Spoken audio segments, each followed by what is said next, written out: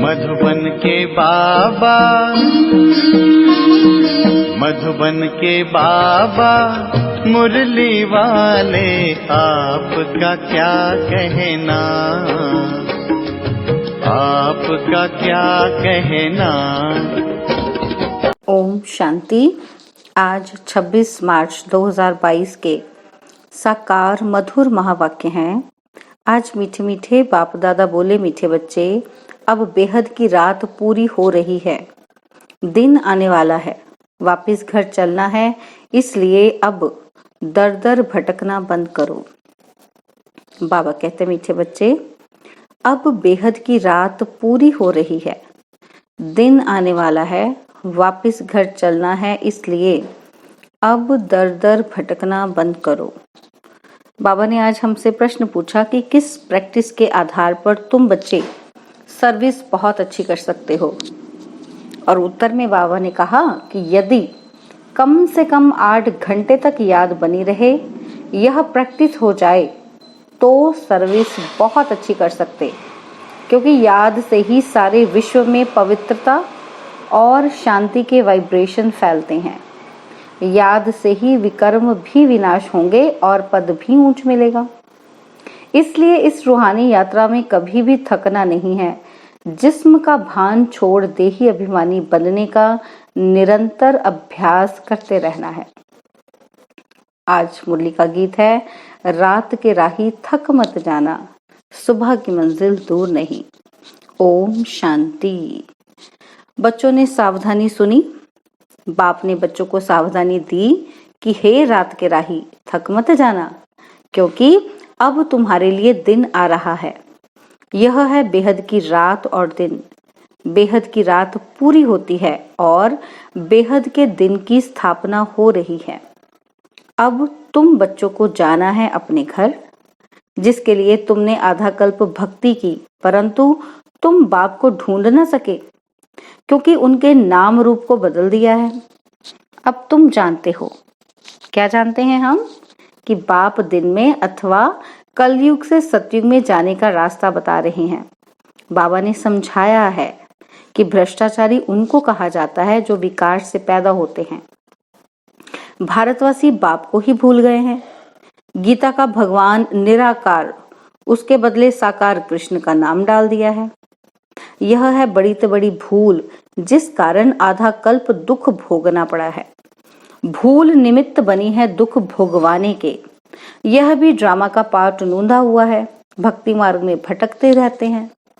अगर बाप को जान लें तो भटकने की दरकार ही नहीं। तुमने अब बाप को जाना है।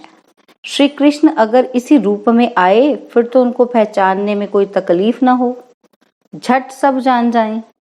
परंतु यह तो इतना गुप्त है जो तुम बच्चे भी भूल जाते हो। कृष्ण को तो कोई भूल ना सके।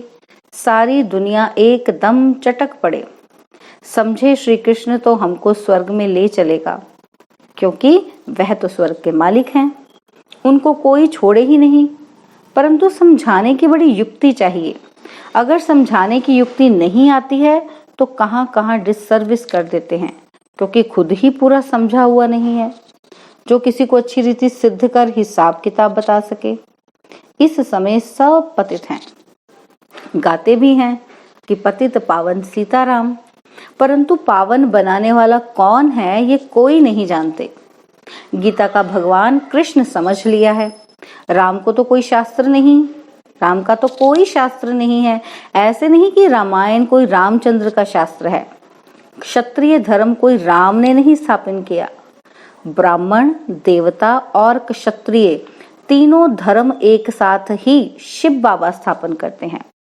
तुम्हारे में भी थोड़े हैं जो इस बात को समझ सकते हैं।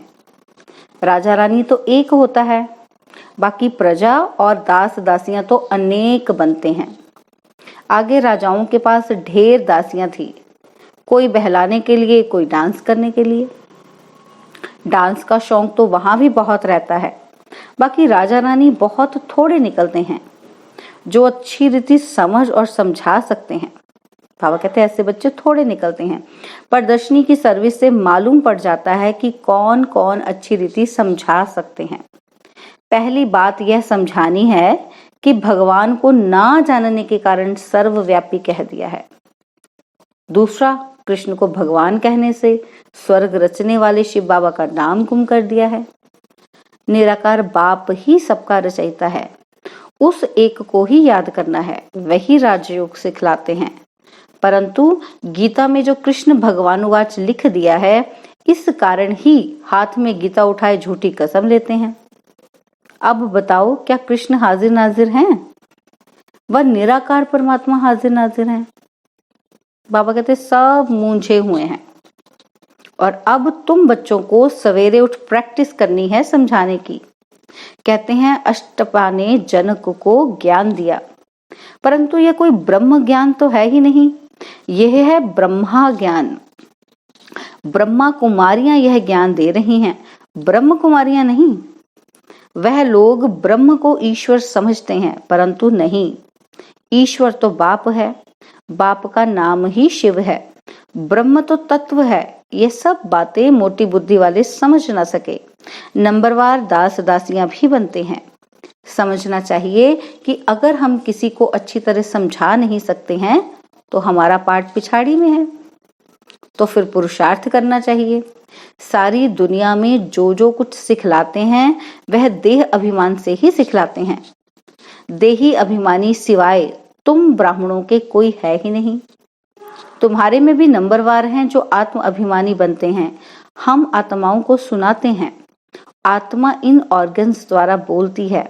आत्मा कहती है मैं नहीं सुन सकती हूँ, मेरे ऑर्गन्स खराब हैं।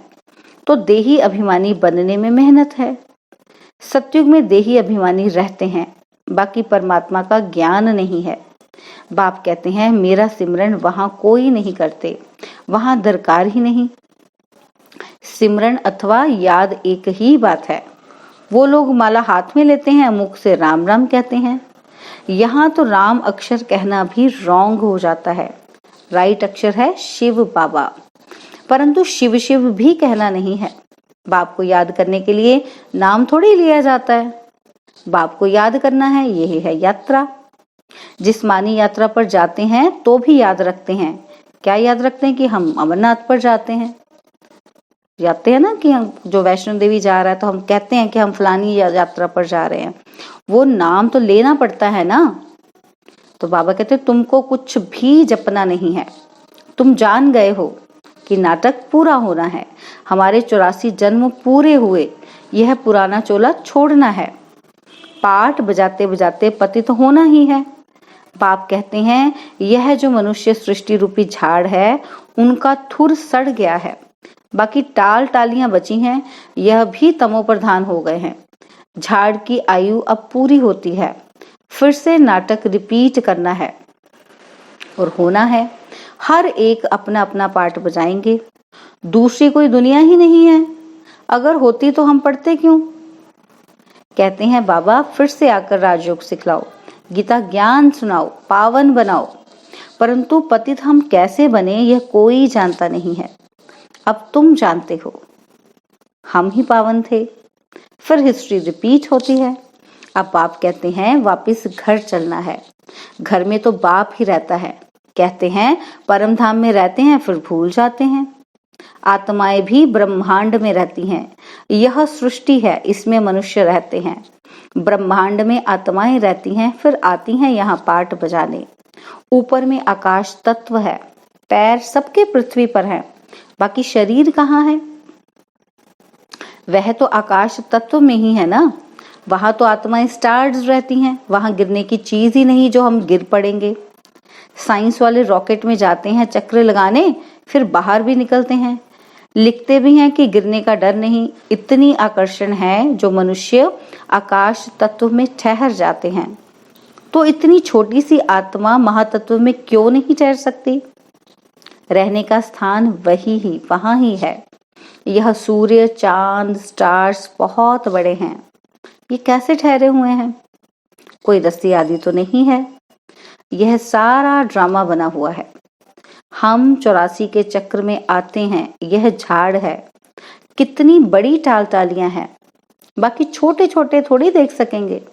बाबा भी नटशल में समझाते हैं कि जो पीछे पीछे आते हैं वह जरूर थोड़े जन्म ही लेंगे। बाकी एक एक का हिसाब नहीं बताएंगे। तुम जानते हो ब्रह्मा द्वारा ब्राह्मण देवता क्षत्रिय धर्म की स्थापना हो रही है। जिससे स्थापना हुई उनको ही फिर पालना करनी है। ब्रह्मा विष्णु शंकर तीनों ही देवताएं अलग अलग हैं। बाकी ऐसे नहीं कि ब्रह्मा को 3 मुख हैं। बाबा कहते हैं ऐसे हो ना सके। बाप कहते हैं बच्चे तुम बिल्कुल बेसमझ बन गए हो। बाप आकर समझदार बनाते हैं। अभी तुम सब सीताएं रावण की कैद में हो। तुम ही बंदर थे, तुम्हारी सेना ली, तुमको ही मंदिर लायक बनाया और अब राजधानी स्थापन हो रही है। जितना जो श्रीमत पर चलेंगे उतना ही पद पाएंगे। तुम जानते हो हमारे मम्मा बाबा नंबर 1 में आ जाते हैं। स्थूल वतन में तुम्हारे सामने बैठे हैं और सूक्ष्म वतन में भी देखते हो बैठे हैं और फिर बैकुंठ में भी देखते हो। पहले बहुतों को साक्षात्कार कराया, फिर सब थोड़े कृष्ण बन जाएंगे। बाल लीला आदि दिखाई जाती है पुरुषार्थ कराने के लिए। बिगर पुरुषार्थ महाराजा महारानी तो नहीं बनेंगे। जो पक्के निश्चय बुद्धि हैं वह एकदम थम जाते हैं। बाबा हम तो आपको कभी भी नहीं छोड़ेंगे। कई फिर ऐसे कहते कहते छोड़ भी देते हैं। आश्चर्यवत सुनंती कथंती भागंती हो जाते हैं। पहले की कहावत है, अभी भी ये सब कुछ होता ही रहता है। कहते हैं कल्प पहले भी ऐसे भगंती हुए थे। किस पर भी भरोसा नहीं, जैसे श्वास पर भरोसा नहीं। बाबा का बनकर फिर भी मर जाते हैं। ईश्वरीय जन्मदिन मनाकर भी मर जाते हैं अथवा हाथ छोड़ देते हैं। बाबा घड़ी घड़ी कहते रहते हैं कि तुम ऐसे समझो तो हमको अब अपने स्वीट होम में जाना है, इसलिए बाप और घर याद पड़ता है। भक्ति मार्ग में भी आधा कल्प याद किया है, परंतु वापिस कोई जा नहीं सकते। जानते ही नहीं तो जा कैसे सकेंगे? वह रूहानी राही बन कैसे सकते? अब तुम पूरे राही बने हो। जो जास्ती याद करते हैं उनके पाप कटते जाते हैं। यात्रा का भी ध्यान रखना है। पिछाड़ी में 8 घंटा तुम्हारी यह सर्विस रहे तो भी बहुत अच्छा है। यह है शांति और पवित्रता के वाइब्रेशन फैलाना। याद से विकर्म भी विनाश होंगे और पद भी ऊंचा मिलेगा। इसलिए कहा जाता है रात के राही थक मत जाना। कलयुग का अंत माना ब्रह्मा की रात पूरी होना। सबको वापस जरूर जाना है।